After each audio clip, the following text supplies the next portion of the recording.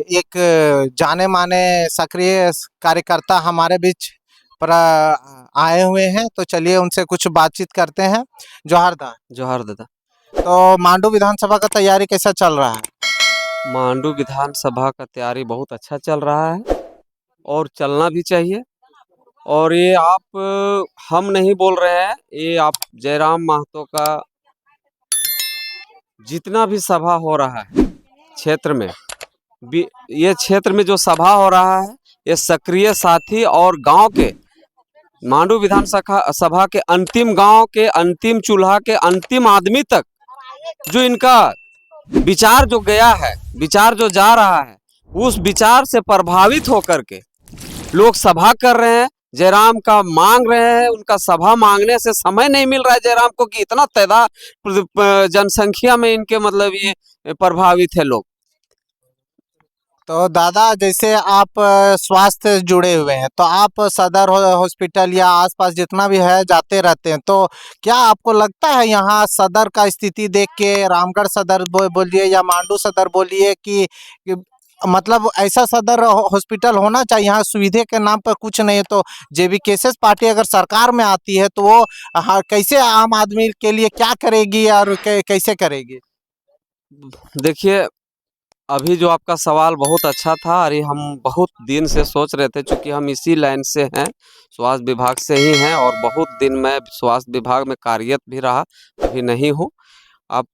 आपको बताना चाहता हूँ कि चाहे सदर हो, चाहे उप स्वास्थ्य केंद्र हो, चाहे सीएससी हो, चाहे जो भी हो, आप कहीं भी चल जाइए, वहाँ का व्यवस्था इतना चरमरा है कि आम पब्लिक के लिए, गरीब के लिए बहुत मुश्किल होता है, जिसका पहचान अपना नहीं होता है। अभी आप चल जाइए डिलीवरी कक्ष में, बिना पैसा का होता ही नहीं है। एनएम उसको इतना तंग करता है पैसा के बिना।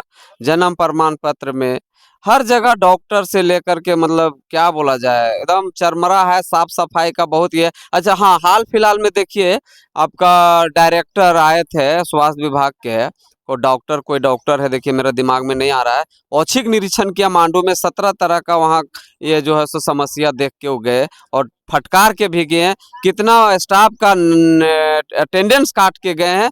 तो ये व्यवस्था चरमरा है, तभी तो ये सब दिखने को मिलता है सर।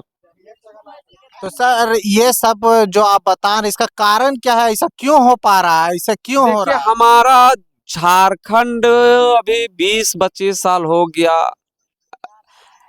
अलग हुए, लेकिन यहाँ की जनता जागरूक नहीं थे। अब जागरूक जयराम महतो कर दिया है, अपना अधिकार, हक अधिकार की लड़ने को सिखा रहा है। ये इसमें पावर है जयराम महतो के, जो उनका एक बार विचार को सुन लिया, उसका आदमी हो गया।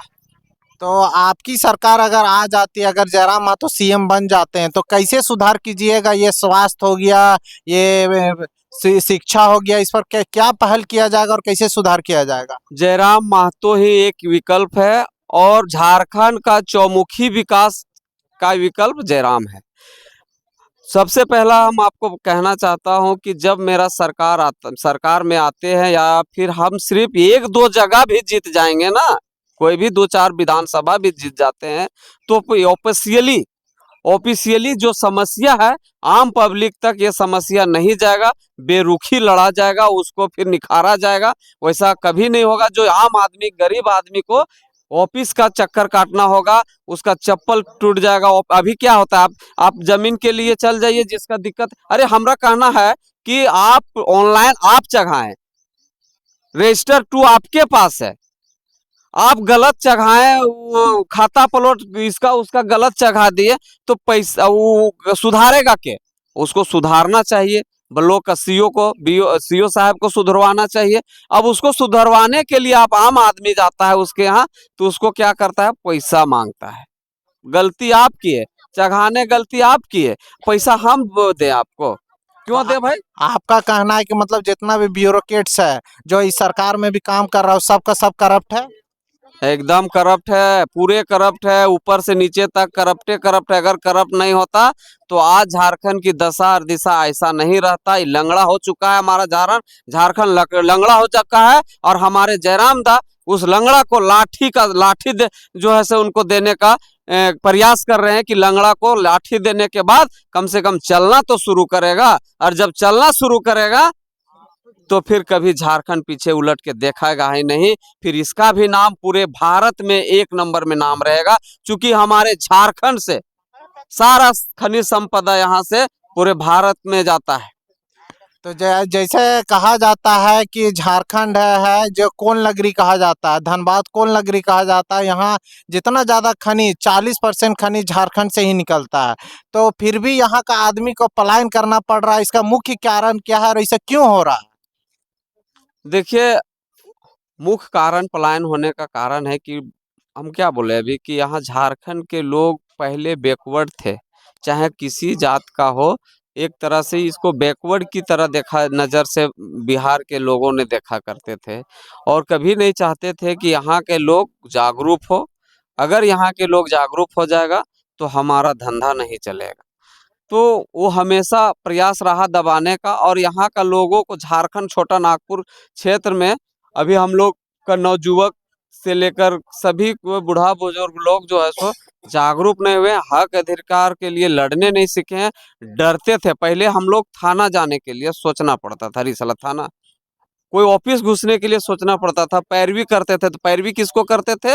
फिर उसी को आदमी को पैरवी करते थे। ऐसा कर करके बिना पैसा को काम करता नहीं था, शोषण होते गया, लोग पलायन होते गए, यहाँ रोजगार उसको मिला नहीं, दबदबाव रहा शुरू से बिहार के इससे लेकर बाहरी लोगों को। यहाँ पर दारू मुर्गा शिकार खिला पिला के जगह जमीन लूटने का काम किया है। बड़े बड़े कंपनियां जो है सो यही काम किया है। अब बड़ी बड़ी कंपनी जब यहाँ स्थापन हुआ, या सीसीएल हुआ, चाहे बीसीसीएल, ये सीसीएल, चाहे बड़े बड़े फैक्ट्री हुआ, तो आप देखेंगे कि बाहर के बाहरी लोग, झारखंड से जो बाहर के लोग हैं वहीं पर हावी हो गए।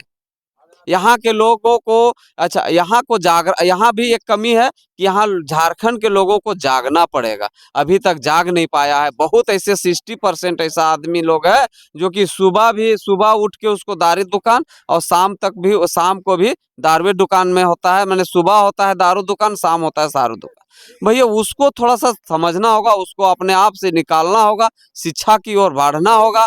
अब जो चीज आप नहीं कर पा रहे हैं, कम से कम अपने बच्चों को शिक्षा की ओर ले डालना पड़ेगा। शिक्षा उसको जरूरी है। जब शिक्षित हो जाएगा पूरे झारखंड में, तो आपको अपने आप जो है सो यहाँ का हक अधिकार के लिए लड़ने लगेगा, और यहाँ जो भी है बाहरी लोगों का दबदबा, वो अपने आप भाग जाएगा। अब तो दादा जैसे आप शिक्षा की बात कर रहे हैं, तो यहाँ पर जो सरकारी स्कूल हैं वहाँ जानते हैं कि ये यहाँ पर बहुत सारे गरीब हैं, बहुत मतलब हम लोग का जो स्टेट देखा जाए वहाँ शिक्षा में हम लोग 27वां स्थान प्राप्त करते हैं शिक्षा में। तो यहाँ का स्कूल का जो जर्जर हालत है उससे क्या लगता है कि हम लोग का शिक्षा में डेवलप हो सकता है? देखिए, शिक्षा में डेवलप करने के लिए यहाँ के शिक्षा मंत्री, यहाँ के शिक्षक, यहाँ के मैनेजमेंट, यहाँ आज तक हम बता देते हैं कि हमारे ब्लॉक में जो बीओ साहब है जो शिक्षा को देखते हैं, उन्होंने आज तक, हमको नहीं लगता है कि 5 साल में कोई भी आंगनबाड़ी में जाके वो सर्वे किए हैं, औचक निरीक्षण किए हैं कि यहाँ के सेविका सहायिका समय पर आ रहे हैं कि नहीं आ रहा है, कितना बच्चा उपस्थिति हो रहा है, कितना एब्सेंट हो रहा है। ये कभी आज तक ना शिक्षा मंत्री देखा कभी कोई स्कूल में जाके, ना कभी कोई जो लापरवाह है टीचर का जाने का स्कूल, टाइमिंग नहीं उसका, स्कूल में सोना पढ़ाना नहीं। अभी बता रहे हैं, कभी कभी आप देखते होंगे बड़ी मजेदार चीज यूट्यूब में या किसी चैनल के माध्यम से देखते होंगे कि स्कूल जाके किसी टीचर को स्वतंत्रता दिवस और गणतंत्र दिवस के बारे में पूछा जा रहा है तो उसको अंतर नहीं पता है। बताइए, अभी कोई स्पेलिंग पूछ दीजिए छोटा मोटा, ए फॉर एप्पल जैसे कुछ ऐसा है ना। एक हाल फिलहाल में हम देख रहे थे, नॉलेज का स्पेलिंग नहीं लिख पाया, तो वैसे स्कूल का भविष्य बच्चों का क्या हो सकता है? ये बहुत कमी है। हम लोग देखिए, शिक्षा मंत्री बनने, वैसे आदमी शिक्षा मंत्री बनना चाहिए जो एक एजुकेटेड हो। अब 5वां पास भी जो बन जाएगा शिक्षा मंत्री, तो शिक्षा के बारे में क्या जानेगा वो? तो आप ये आश्वासन देते हैं कि अगर आपका सरकार बन जाता है तो आप शिक्षा में काम कीजिएगा? जी, शिक्षा विभाग मिल जाता है हमारे पार्टी के कोई भी सदस्य जो है, मैं उनसे आग्रह करूंगा और कोशिश करूंगा, जिस तरह का भी हम सक्रिय हैं पार्टी में, हमको नहीं लगता है कि कोई भी राज्य का कोई भी विधानसभा का जो भी कैंडिडेट होंगे हमको नहीं पहचानते, ऐसा नहीं है। तो जो भी अगर शिक्षा मिल जाता है विभाग हमारे जो रहेंगे कैंडिडेट, तो मैं उनसे मिल के उनसे आग्रह करूंगा कि आप शिक्षा के जो स्कूल, सबसे पहले तो ये स्कूल में जो लाभान्वित होते हैं जितने भी सामग्री है स्कूल का, उसको मने बहुत अच्छा से उनको जमीन पर उतारना होगा, है ना। और मैं चाहूंगा कि सबसे पहला मेरा सोच है कि एक प्रमंडल में, एक पंचायत में, एक स्कूल ऐसा चुना जाएगा जहां 2 टीचर का बहाली होगा, जहां पर जो स्पेशल ट्यूशन देगा, सरकारी बच्चों का ट्यूशन देगा, और एक ऐसा उनका प्रतिनिधि चयन किया जाएगा जो सिर्फ सर्वे करेंगे कि कौन स्कूल में क्या हो रहा है, कौन स्कूल में पढ़ा हो रहा है, कौन स्कूल में शिक्षा की कमी है, किस स्कूल में रिजल्ट खराब है, किस स्कूल में टीचर समय पर आ रहे हैं कि नहीं आ रहे हैं, कितने बच्चे उपस्थित हो रहे हैं, कितने बच्चे उपस्थित नहीं हो रहे हैं, और अगर उपस्थित नहीं हो रहे हैं तो उसका कारण बताएंगे टीचर, उसका वहाँ का प्रिंसिपल उसका जो है स्पष्टीकरण देंगे कि भाई मेरे स्कूल में आखिर बच्चा का संख्या क्यों कम है। और ये जो है अभी जितने भी, अभी बहुत ऐसा जगह आपको मिलेगा कि पारा टीचर एक है, और स्कूल में जे कि कहीं कहीं प्राथमिक स्कूल ऐसा है जहाँ की बच्चा 5 गो 6 गो और 1 पारा टीचर है। तो ऐसे वैसे स्कूल को चिन्हित किया जाएगा कि काहे किसके कमजोरी से भाई आपका स्कूल में इस तरह का स्थिति पड़ा हुआ है, बना हुआ है। और एक हम ऐसा एक योजना करूंगा कि जिस स्कूल का बच्चा बहुत अच्छा रिजल्ट लाएगा उसको एक प्रोत्साहित कुछ ना कुछ पुरस्कृत किया जाएगा, ताकि उसको देख के बच्चा शिक्षा की ओर ज्यादा सोचे, कि हमको भी, हर बच्चा सोचे कि हम पुरस्कार लेंगे, इस विचार से वो पढ़े कम से कम। और देखिए हमारा झारखंड चाहता ही नहीं है कि बच्चा तेज बने। अगर वो बच्चा पढ़ने और तेज बने तो हमरे विरोध में ही लड़ाई लड़ने लगेगा। यहाँ पर ये भी कमी है, इसी हमरा जहाँ मतलब आपका कहना कि हेमंत सोरेन चाहबे नहीं करते कि यहाँ बच्चा शिक्षित हो। अगर वो चाहते तो आज यहाँ जो लंगड़ा बना हुआ है हमारे राज्य में, शिक्षा जो है लंगड़ा हुआ है, उसको वो चलाने का कोशिश करते हैं। मैं अरे उसको साइकिल दे देने से शिक्षा प्राप्त हो जाता है, उसको आप खाना खिला देने से उसको शिक्षित हो जाता है, या उसको किताब कॉपी दे दिए तो शिक्षित हो जाता है। ये तो हम भी जहाँ तक सुनने में आता है, इस तरह आदमी लोग बोलते हैं कि शिक्षा जब तक ले ये बच्चा लोग स्कूल खाने के लिए जाएगा तब तक वो बदलाव तब होगा जब बच्चा लोग पढ़ने के लिए स्कूल जाएगा।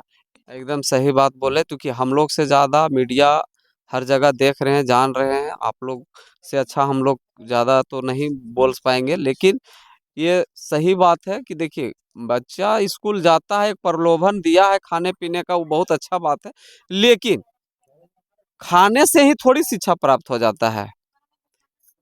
आपको कुछ ऐसा, देखिए विभाग, हर विभाग में कुछ ऐसा बनाना चाहिए, कुछ ऐसा नियुक्त करना चाहिए सदस्य, जो उसको जो माने स्वास्थ्य विभाग में जो क्या बोलते हैं, पर्यवेक्षक टाइप का सर्वे करेगा कि कहाँ क्या कमी है नहीं है, और उसका सीधा सीधा उसको मंत्रालय से गाइड होगा। नहीं तो फिर वो भी घूस इधर से उधर, कोई मास्टर, कोई हेडमास्टर से घूस लेके वो भी मोटा ये मतलब ही कर लेगा। नहीं, उसका भी गाइड होगा तभी संभव है, नहीं तो नहीं संभव है। ये शिक्षा जो है, जब तक हमारा झारखंड शिक्षित नहीं होगा, हमारा अधिकार वंचित रहेगा। क्या आप दिल्ली के तर्ज पर मोहल्ला क्लिनिक और जो एजुकेशन दिल्ली में चल रहा है उस टाइप का आप लोग करने का आपका सरकार में कुछ है? देखिए मेरे सरकार में अगर हमारा जयराम महतो की सरकार बनता है तो ये सब क्वेश्चन आएगा ही नहीं, ये सब क्वेश्चन आएगा ही नहीं। हमारे जयराम दा बोले हैं कि जब मैं सरकार में आऊंगा तो हम एक नया सिलेबस ही, माने इस सिलेबस से चेंज कर देंगे, झारखंड का एक अपना सिलेबस होगा।